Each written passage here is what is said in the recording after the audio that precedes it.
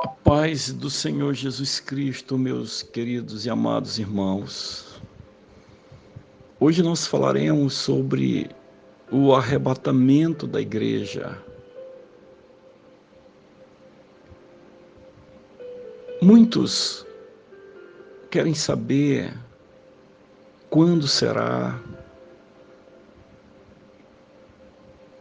Alguns, como testemunha de Jeová, adventista, já profetizaram a volta do Senhor Jesus Cristo. E erraram, porque Marcos 13:32 fala que naquele dia e hora ninguém sabe, nem os anjos que estão no céu, nem o Filho, senão o Pai.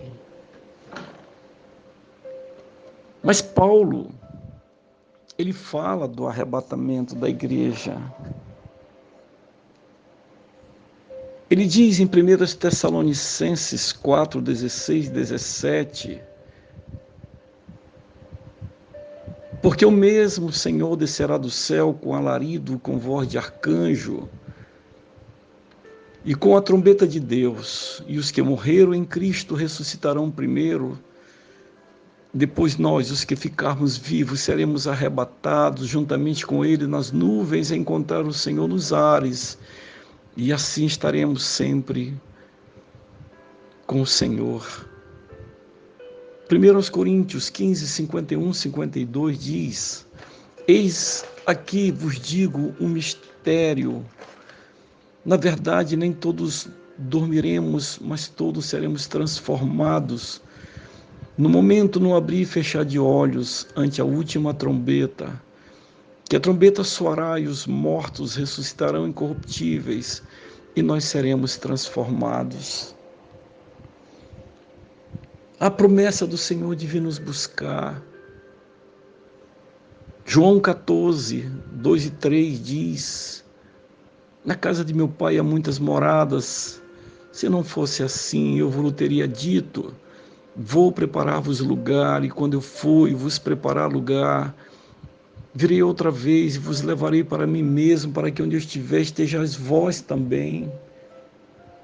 Que esperança para o cristão que confia no Senhor Jesus Cristo. Então, o que é o arrebatamento? É uma ação de arrebatar, ou seja, retirar algo repentinamente de um lugar, exatamente como um piscar de olhos. E nós vemos que a Bíblia, a palavra de Deus já falava para nós no Velho Testamento, mostrando formas de arrebatamento. Então, há correntes que falam sobre o arrebatamento. Na corrente teológica, dispensacionalistas, há três entendimentos. O pré-tribulacionista, que é antes da tribulação. Os mesotribulacionistas, que é na metade da grande tribulação. E os pós-tribulacionistas, que é depois da grande tribulação. Quando Paulo escreve a primeira carta aos Tessalonicenses, fala do arrebatamento, os irmãos imaginavam que logo seria, que seria imediatamente. E olha que esta carta foi lá 50 anos depois da morte de Cristo. E nós já estamos há tantos séculos desta carta, significa que está mais próximo do que nós podemos imaginar. Então, ele escreve a segunda carta aos Tessalonicenses, porque ele foi informado que muitos já não trabalhavam, venderam lá seus bens, estavam de braços cruzados. Ele chega até a dizer que quem não trabalhasse, que não comesse. Então ele escreve no capítulo 2 de 2 aos Tessalonicenses: Versículo 2 a 4 diz: que não vos movais facilmente o vosso entendimento, nem vos perturbeis, quer por espírito, quer por palavra, quer por epístola, como de nós, como se o dia de Cristo estivesse perto. Então, para que eles não demovessem dos seus corações a esperança, para não se perturbar, não ficar ansiosos. Ele diz mais que ninguém de maneira alguma vos engane, porque não será assim, sei que antes vem apostasia e se manifeste o homem do pecado, o filho da perdição, o qual se opõe, se levanta contra tudo que se chama Deus, ou se adora, de sorte que se assentará como Deus no templo de Deus, querendo parecer Deus. Então é preciso que nós observemos esses dois aspectos, a apostasia e o surgimento do filho da perdição. A apostasia é o abandono da fé, da sã doutrina, é o abandono do verdadeiro evangelho retirado da igreja. Como diz 1 Timóteo 4:1, o Espírito expressamente diz que nos últimos tempos apostatarão alguns da fé, dando ouvido a espíritos enganadores e a doutrina de demônios. 2 Timóteo 4:3 diz: pois virá o tempo que não suportarão a sã doutrina. Pelo contrário, sentindo coceira nos ouvidos, segundo os seus próprios desejos, juntarão mestres para si mesmos.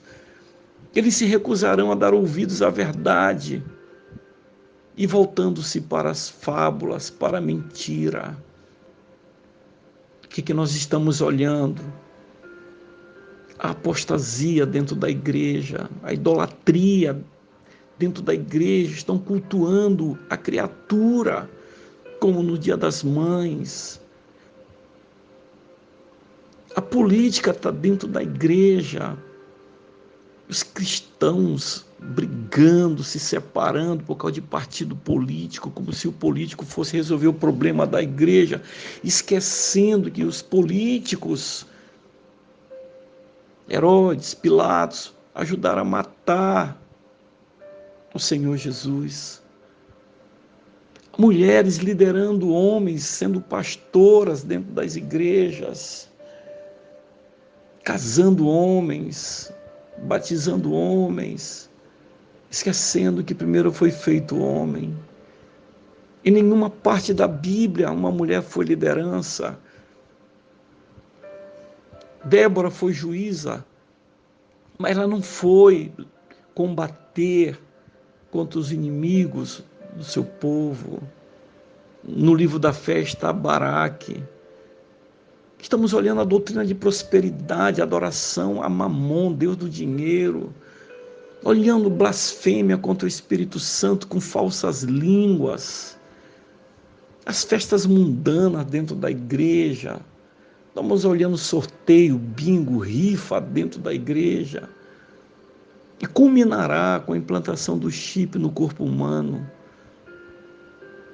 onde o cristão deixará de ser templo do Espírito Santo para ser, de alguma forma, um robô controlado pelos satélites. A apostasia chegou de uma maneira lenta, porque nós começamos a olhar os pregadores gananciosos, avarentos, adoradores de Mamon. Eles são como políticos corruptos, que falam de coisas boas, prometem mundos e fundos para iludir os eleitores, se elegerem, prometem coisas que nunca cumprirão e se perpetuam no poder. Também os maus pastores, que em Filipenses 3:2 fala os cães, os falsos profetas, os milagreiros pregam um evangelho falso, cheio de promessas falsas, riquezas materiais para iludir os cristãos, que nunca ficarão ricos, Nunca conhecerão o verdadeiro evangelho, mas serão presas desses homens e mulheres malvados andando no caminho que eles ensinam. Se deliciam com suas pregações empolgantes que mexem com o emocional. Eles são mestres do engano, falando coisas que agradam aos ouvidos e se tornam famosos, milionários, arrastando multidões após eles para o sofrimento eterno, com um evangelho que não salva e levará muita gente a perecer. Meus irmãos queridos, nós estamos olhando algo que vai afetar profundamente, terrivelmente na salvação.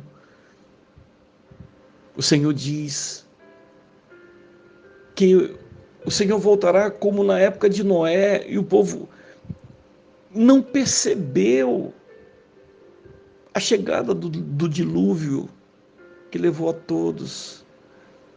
Mateus 24, 37 e 39 diz: e como nos dias de Noé, assim será também a vinda do Filho do Homem. Porquanto assim como nos dias anteriores ao dilúvio, comiam, bebiam, casavam, se davam em casamento, até o dia em que Noé entrou na arca, e não o perceberam, até que veio o dilúvio e levou a todos. Assim será também a vinda do Filho do Homem. E a grande tribulação e o arrebatamento acontecerá, serão eventos que irão acontecer e não serão percebidos. Não serão percebidos porque o povo estará numa enganação sem precedente. Mateus 24, 37, 39 está dizendo claramente que as pessoas não perceberão a vinda do Senhor para buscar a sua igreja. Então a apostasia é um item que mostrará, virá o arrebatamento. Outro ponto é a manifestação do homem do pecado, filho da perdição, o surgimento do anticristo. Ele se assentará como Deus no templo de Deus, com a construção do terceiro templo que o segundo templo reconstruído por Herodes, destruído pelos romanos, general Tito, no ano 70. Então haverá uma enganação como nunca houve, e muitos serão destruídos porque estão dormindo desapercebidos. Daniel fala, Daniel 8, 25, que pela astúcia, o engano, muitos serão destruídos porque estão desapercebidos.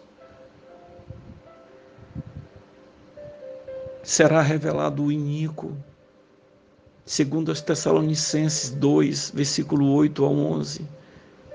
Então será revelado o iníquo, a quem o Senhor desfará pelo sopro da sua boca e aniquilará pelo esplendor da sua vinda, a esse cuja vinda é segundo a eficácia de Satanás, com todo o poder e sinais e prodígios da mentira, e com todo o engano da injustiça aos que perecem, porque não receberam o amor da verdade para se salvarem. E por isso Deus lhes enviará a operação do erro, para que creiam na mentira. Nós estamos vendo que pela apostasia, estamos chegando nos últimos dias com o abandono da sã doutrina ensinada pelos apóstolos.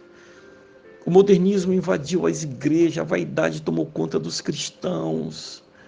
Culpa dos pregadores atuais com suas teologias e conhecimentos humanos.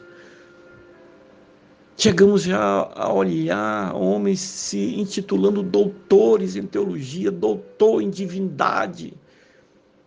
Até apóstolos surgiram, quando nós sabemos que os apóstolos foram aqueles que o Senhor Jesus escolheu, porque querem ser famosos e grandes à vista dos homens. E com isso estão afastando os cristãos do caminho estreito, daquela igreja antiga, que quase está desaparecendo. porque são poucos que mantêm a sã doutrina ensinada pelos pastores do passado, chegando a vermos igrejas expulsando pastores que querem ensinar a verdade, tirando o mundo de dentro da casa de Deus, porque amam mais a mentira do que Deus. Então é época de nós clamarmos, como Jeremias falou, Jeremias 6,16, assim diz o Senhor: ponde-vos nos caminhos e vede, perguntai pelas veredas antigas, qual é o bom caminho, e andai por ele, e achareis descanso para vossas almas. Mas o povo dizia: não andaremos nesse caminho. E por isso nós olhamos uma igreja vaidosa, deformada, o vestido de noiva rasgado, e não estão mais observando que a apostasia chegou, cristãos querendo conforto, riqueza, bem-estar, e com isso não se aperceberão de que a destruição vai pegar todo de surpresa. Os que estão apostatando, que não querem a sã doutrina, e somente os que estão sóbrios, fiéis à palavra de Deus, aqueles que não mudaram e não mudarão as suas vestes espirituais, esses permanecerão na fé, na sã doutrina, amarão a verdade para ser salvos, porque estão se preparando para sofrer pelo nome do Senhor Jesus Cristo. Nós sabemos que a grande tribulação será em 7 anos, 3 anos e meio de paz, 3 anos e meio de angústia e terror na terra. Então muitos estão dizendo que Apocalipse 3,10 mostra que o Senhor tirará a igreja antes da grande tribulação. Diz assim, Apocalipse 3,10, visto que você guardou a minha palavra de exortação, a perseverança, eu também o guardarei da hora da provação que está para vir sobre todo o mundo, para pôr à prova os que habitam na terra. E é um equívoco dizer que esse versículo pode ser reivindicado como texto que prova que muitos acreditam em um arrebatamento pré-tribulação, que a igreja não passará pela tribulação. Mas não podemos ficar fundamentados apenas nesse versículo. Essa passagem de Apocalipse 3,10 está se referindo ao livramento do momento da provação e não dos sofrimentos. Afirmar que ela estaria se referindo à mera proteção contra o sofrimento é conflitar e desconsiderar com várias passagens bíblicas que falam dos fiéis que eles irão sofrer durante o período da tribulação, os quais farão parte do remanescente judeu que se converterá naquele tempo. Olha o que diz João 12:27. Agora meu coração está perturbado, e o que direi? Pai, salva-me desta hora? Não, eu vim exatamente para isto, para esta hora, para sofrer, para provar o seu amor por Deus. 2 Timóteo 3,12 diz, e também todos que piamente querem viver em Cristo Jesus padecerão perseguições.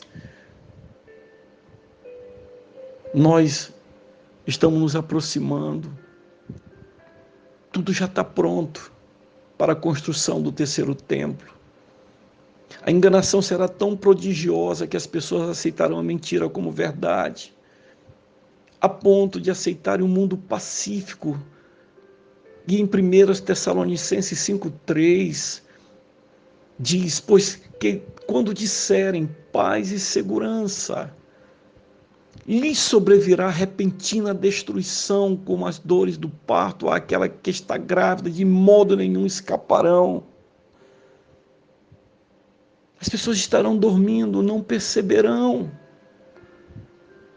Daniel 8,25 diz, por sua astúcia nos seus empreendimentos, fará prosperar o engano, no seu coração se engrandecerá, destruirá muitos que vivem despreocupadamente, levantar-se-á contra o príncipe dos príncipes, mas será quebrado sem esforço de mãos humanas. A última geração conhecerá o anticristo. Mateus 24, 21, 22 diz: porque haverá então grande aflição, como nunca houve desde o princípio do mundo até agora, nem tampouco há de haver. E se aqueles dias não fossem abreviados, nenhuma carne se salvaria, mas por causa dos escolhidos serão abreviados aqueles dias. Veja o que diz a passagem: por causa dos escolhidos serão abreviados aqueles dias. Haverá uma grande aflição. E nos últimos 3 anos e meio será terrível, como nunca houve desde o começo do mundo até agora, nem tampouco haverá jamais. O pior que o mundo já conheceu será tão terrível que não será repetido. E não fosse abreviado, ninguém se salvaria. Os eleitos estarão sim, mas os perseverantes se salvarão. Os perseverantes, os que amarem a doutrina, que amarem a verdade, serão salvos. Apocalipse 7, de 9 a 14 diz: depois dessas coisas olhei e eis que uma multidão, a qual ninguém podia contar, de todas as nações e tribos e povos e línguas, que estavam diante do trono perante o Cordeiro, trajando vestes brancas e com palmas em suas mãos, e clamavam com grande voz, dizendo: salvação ao nosso Deus, que está sentado no trono, e ao Cordeiro. E todos os anjos estavam ao redor do trono e dos anciãos e dos 4 animais, e prostaram-se diante do trono sobre seus rostos e adoraram a Deus, dizendo: amém, louvor e glória e sabedoria, ação de graças e honra e poder e força ao nosso Deus para todo sempre, amém. E um dos anciões me falou, dizendo: eis que estão vestidos de vestes brancas, quem são, de onde vieram? E eu disse-lhe: Senhor, tu sabes. E ele disse-me: estes são os que vieram da grande tribulação e lavaram suas vestes e as branquearam no sangue do Cordeiro. Meu amigo, segundo as Tessalonicenses 2, de 9 a 11, ele fala que Deus enviará a operação do erro, porque as pessoas trocarão a verdade pela mentira. É de chorar, mas ele vai ter os seus fiéis na terra. Apocalipse 2,10 diz: ser fiel até a morte, dar-te-ei a coroa da vida. Vamos voltar às veredas antigas, expulsar a idolatria de dentro da igreja, os costumes pagãos mundanos, e perseverar na fé. As dificuldades virão, mas a vitória é nossa em nome do Senhor Jesus Cristo. A igreja passará pela grande tribulação. Que Deus nos abençoe, para que possamos perseverar na fé, amar a sã doutrina e glorificar o nome do Senhor aqui na terra, no sofrimento e lá no céu para todo sempre. Que Deus te abençoe, meu irmão, em nome do Senhor Jesus Cristo. Amém.